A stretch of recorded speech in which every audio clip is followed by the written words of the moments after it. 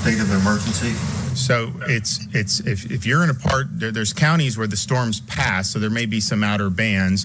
That's not necessarily saying shelter. Saying if you're in the path of where the eye wall's going, at this point you got to hunker down. And so those Big Bend counties, as we get into north central Florida, you're in jeopardy at that point. And so it's really those places where it's going to hit the eye wall, where the eye wall's coming in, to be able to not mess with it. It's going to be a significant impact.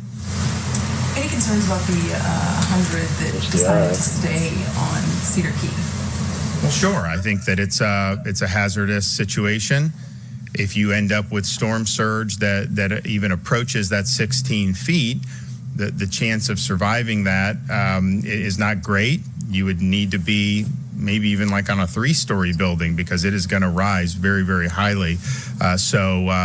But there were some people. Now, most people did heed the warning, but there were some that that's what they wanted to do. And so once this passes, there will be rescue efforts done if need be, and hopefully it's not necessarily. Hopefully they knew what they were doing and they have a spot, but it's potentially very, very hazardous when you're talking about really anything even approaching 10 feet. But when you start talking about potentially 16 feet, that is a huge, huge deal.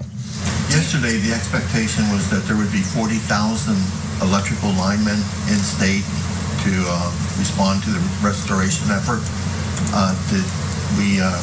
What are the? Well, we said up to. We said probably between 30 and 40, and that's where we're at. We're between 30 and 40. Yeah. We haven't talked to the crews this morning because they're actually out in the field doing what they're doing. So I'm not so much worried about the numbers right now as much as we are getting the power restored. So.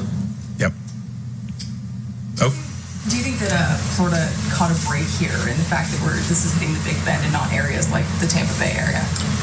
Well, it's not a break for the people that are in the pathway. So I think it's anytime you have it, it's difficult. If you just look at the way Florida is cut, to have something go in this Big Bend, and it's going to be to Georgia relatively soon.